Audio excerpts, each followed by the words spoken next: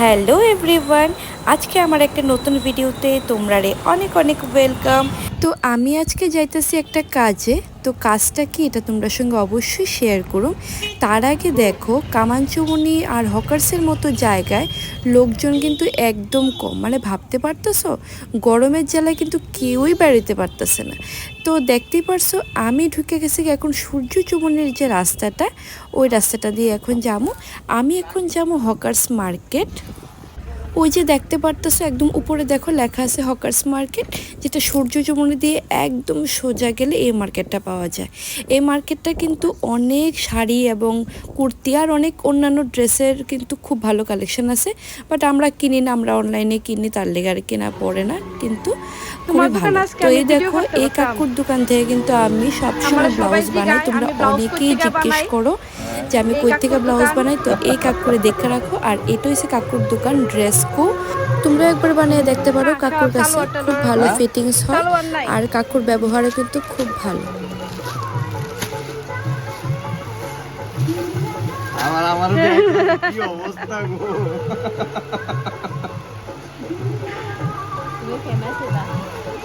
1 2 3 4 5 6 7টা। তো এবার আমি খামু আমপানা, কারণ প্রচণ্ড রৌদ্রের মধ্যে বাইরেছি। আর বাইরেলে এখন একটাই কথা, ঠান্ডা খাইতে হইব। তো যাই হোক, এইগুলি সবগুলি মানে আমার ভাল লাগে না, শুধু আমপানাটি আমার খুব ভাল লাগে। তো আমপানাটি আমি খাই। তো দেখো অনেকটা বরফ দিয়ে সেরা আমপানাটা রেডি করতেছে। আমপানাটা কিন্তু খুবই ভালো হয়েছে। আর আমি আজকে দাঁড়িয়ে থেকে কিন্তু শিক্ষা নিছি আমপানাটা কেমনে বানায়। কিন্তু যতই বাইরের খাওয়াটাই অন্যরকম থাকে, যতই আমি ঘরে বানাই বাইরের খাওয়ার মতো টেস্ট হয় না। তো দেখছো কেমনে বানাই, তোমরাও কিন্তু আমি দেখাই দিলাম যে কেমনে আমপানা বানায়, কি কি দেয়। খুব আহামরি কিছু লাগে না, একদম সিম্পলের মধ্যে আমপানাটা বানায়, বাট খুবই ভালো হয়, খুব রিফ্রেশিং হয়। তোমরাও কিন্তু এটা বাড়িতে বানাতে পারো ইনগ্রিডিয়েন্টে আইনা। তো হাতে আমপানা নিয়ে চললাম বাড়িতে গিয়ে প্রথম কাজ করলাম সেটা হলো ছেলে নিয়ে সাঁতারে গেলাম, ছেলের সাঁতারে দিলাম। হ্যাঁ, কিন্তু এখন জাস্ট নতুন, তার লেগে সে ধৈরে ধৈরে সাঁতার কাটতেছে।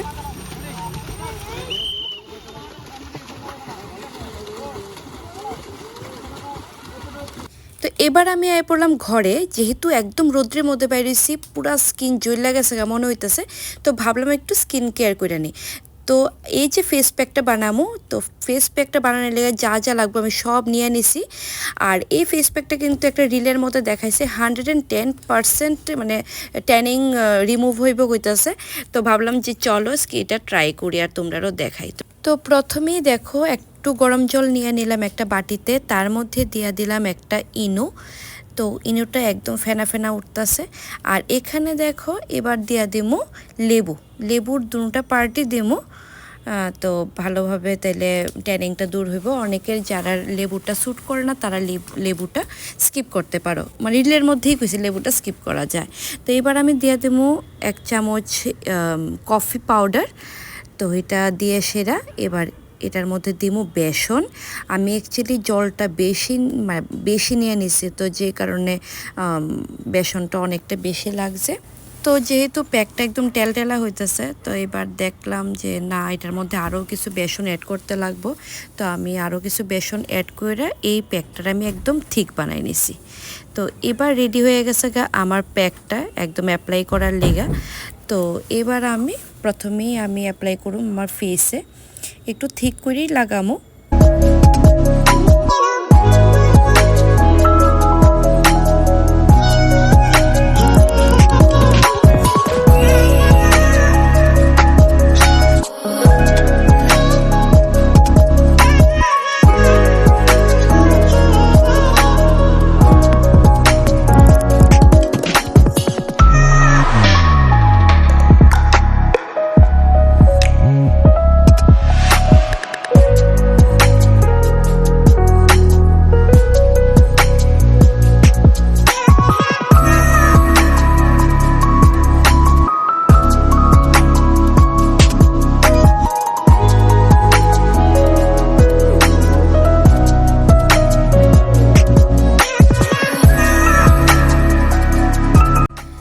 আমার কিন্তু বেশ ভালো লাগছে প্যাকটা ইউজ করে, স্কিনটা একটু ব্রাইট হয়েছে।